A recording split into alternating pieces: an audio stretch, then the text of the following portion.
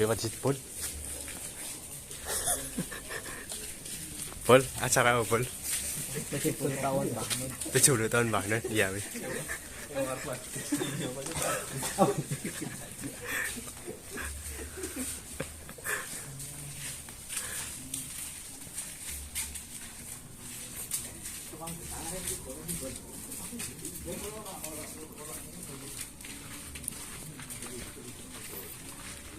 Di pondok pesantren Anahal ya, Pol? Anahal. Desa apa? Karangreja Tasari. Kon ngopo lambi putih malah wadah lambi ireng gitu. Kayak Intel. Oh, kayaknya Sasir. aduh nyong iya oke.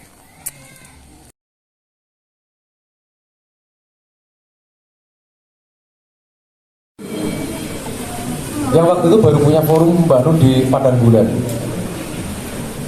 Kami kumpul beberapa orang membahas itu sering berpuluh-puluh kali dan orang sebadan.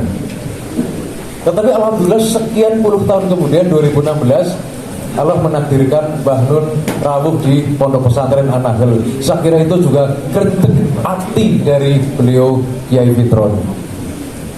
Dan semoga beliau masih greget lagi nanti akan berulang-ulang rawuh di sini.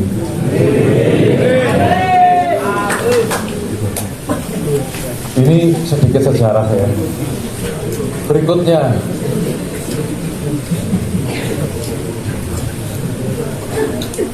generasi seperti Anda, para santri ini bisa disebut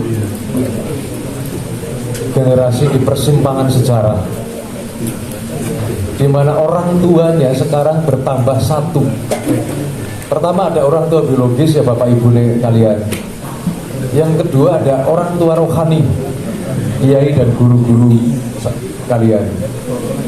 Dan sekarang ada orang tua yang berbahaya, yang mengancam, yaitu medsos. Jadi lebih banyak generasi hari ini dibimbing oleh medsos. Penelitian terakhir, orang Indonesia itu menghabiskan waktu untuk medsos sekitar itu Mas 8 jam 54 menit. 54-nya bener orang ya tentu. Gaya-gaya bentuknya detail. Tapi bener itu 8 jam 54 menit. Jadi jiwa anak-anak sekarang sudah direbut oleh medsos. Apa yang ada di internet, di medsos, ada ilmu, tetapi ada yang lain, ada yang merusak. Dan kecenderungan manusia pasti lebih tertarik kepada yang nyenengi, dan biasanya yang nyenengi itu yang merusak. Saya jadi ingat gini, hubungan saya dengan menyesal tidak mondok. Sadar atau tidak sadar, manusia itu bersandar kepada nilai, dan nilai itu bisa bersumber dari agama. Benar salah, baik buruk, indah tidak indah, itu bisa kita ambil dari agama. Kita juga bisa ambil dari hukum. Dan yang berbahaya adalah ada nilai global, nilai-nilai yang belum tentu baik, belum tentu benar, tapi disebar sedemikian rupa oleh internet. Dan itu yang lebih banyak mempengaruhi. Dan alhamdulillah di pondok pesantren biasanya orang tidak pegang HP. Pegang HP dong, boten? Boten? Anda akan lebih selamat daripada yang lain, daripada yang pegang HP. Dan saya termasuk orang yang salah satu syukur saya, maka tadi saya ikut Tamasula, ikut terkenang dengan Kiai Fitron dulu, bayang-bayangan undang Mbah Nun. Padahal orang ngerti hubungi siapa, biaya sendiri. Masih cilik mas, kita lulus SMA. Usia saya sekitar 19-20 waktu itu sama beliau Kiai Fitron. Sudah bayang-bayangan. Dan ternyata yang kita bayangkan terjadi. Tadi Kiai Fitron menyebut kita berdoa itu memang atas anjuran Allah, dan Allah insya Allah mengabulkan. Ini saya bahkan Cuman kabulnya kapan, dengan cara apa, itu yang Gusti Allah juga paksa-paksa. Terbukti dari misalnya kita ambil 97 sampai 2016 berapa tahun? 19 tahun baru terkabul, baru ke sini. Jadi waktu itu dongannya urung pati ampuh dia ini. Saya datang nunggu 20 tahun. Tapi kalau sekarang saya kira lebih ampuh sehingga tidak lama lagi baru rampung ke sini.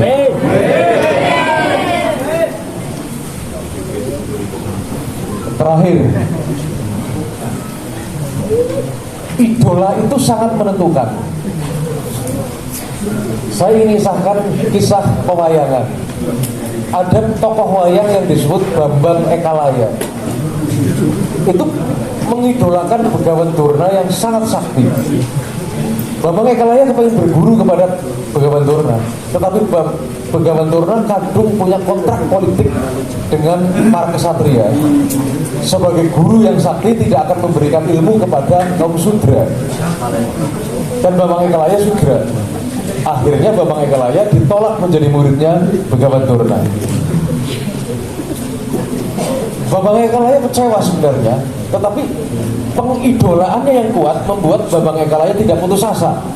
Bambang Ekalaya bikin patung, gawe patung mirip-mirip Begawan Durna. Latihan manah nengarepe patung, seolah-olah sedang berguru kepada Begawan Durna. Dengan takdim patung dihormati kayak menghormati gurunya. Hormat banget, takdim banget, dan mengidolakan banget. Kelak hasilnya Bambang Ekalaya lebih sakti dari Arjuna yang berguru langsung kepada Begawan Durna. Jadi dari jauh saya diberi kesempatan untuk berguru dan dengan cara mengidolakan Mbah Nun. Alhamdulillah sedikit banyak, meskipun saya tidak mondok, ternyata saya dikenalkan, disentuhkan dengan dunia pesantren. Saya akrab dengan Kiai Fitron, saya akrab dan sekarang berkenalan dengan para santri. Saya dibawa oleh Kiai Fitron itu karena saya abangan ya, hidup saya tidak karu-karuan. Kiai Fitron baru mondok, mungkin pulang ke Karangreja, itu langsung ke rumah saya, belum sampai kemana-mana. Saya sudah curiga karena saya pernah mendengar kisah-kisah bahwa kiai yang ditugasi untuk menaklukkan bajingan di desanya itu datang ke rumahnya dulu. Waduh, kayaknya bajingan berarti kayak datang ke rumah saya. Akhirnya saya ke sini. Dan suatu hari, suatu malam saya tidur di kamarnya Kiai Fitron, belum ada pondok. Saya tidur jam 10-an. Saya bangun lilir jam 12. Kiai Fitron masih wiridan. Saya tangi maning jam 1 esi wiridan. Tapi nengarepnya ada banyu putih. Saya subuh, saya ngelilir tok beneran kembul Kiai Fitron esi wiridan. Ngosi subuhnya ora subuh kamarnya Kiai Fitron. Esuk-esuk jam 6 nya tuh gak tangi Gus. Kon nginumnya ora kira-kira tahu sedotan iki. Tapi nunggu geleng-geleng. Saya apik. Dan jangan-jangan kalau sekarang saya sedikit punya nasib baik, sedikit punya pemahaman, jangan-jangan itu juga berkah dari air yang didoakan semalam suntut oleh beliau Kiai Fitron. Matur nuwun Kiai.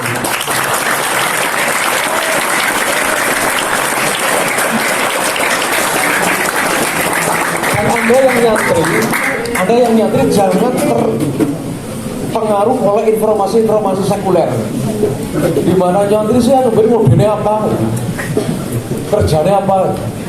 Anda perlu tahu bahwa penelitian Mutakhir itu menyebut orang yang bekerja tidak sesuai dengan pendidikannya itu 86%. Jadi sing kuliah hukum kerjane nang pabrik rambut ya akeh. Sing kuliah bangunan kerjane sambian. Sing sekolah PGA jadi bengkel mana.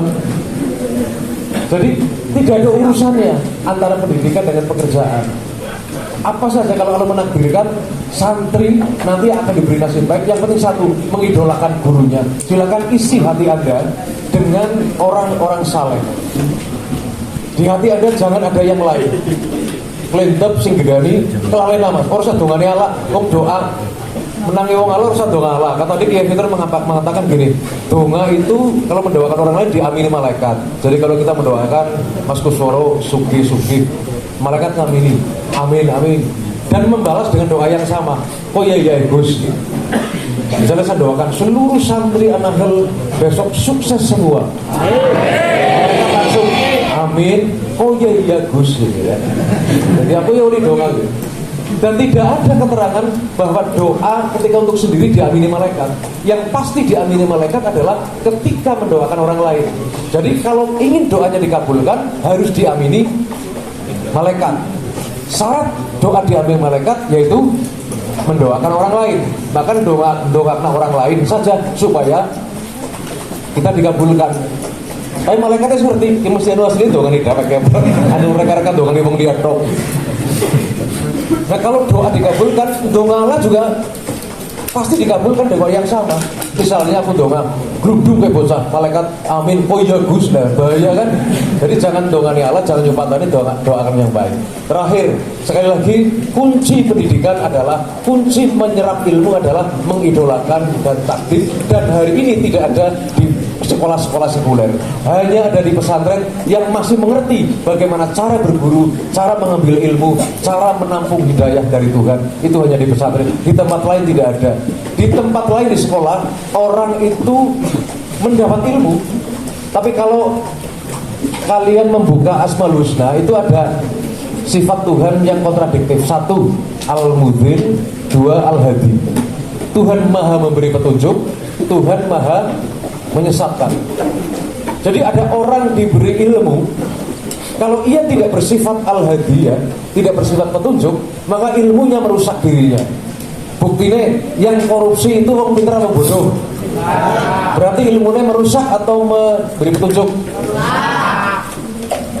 Kenapa? Karena tidak mengerti bagaimana takdim, bagaimana bersyukur kepada guru, bagaimana mengidolakan dan memberikan doa kepada guru-gurunya. Dan malam ini tawasulan hari kita bersyukur atas ditakdirkan takdir Tuhan atas adanya Mbah Nun di Indonesia yang membimbing bangsa Indonesia di seluruh ruang, di seluruh level sosial, sehingga saya yang abangan pun sempat pernah atau diberi kesempatan untuk mengidolakan orang-orang soleh. Matur nuwun. Assalamualaikum warahmatullahi wabarakatuh.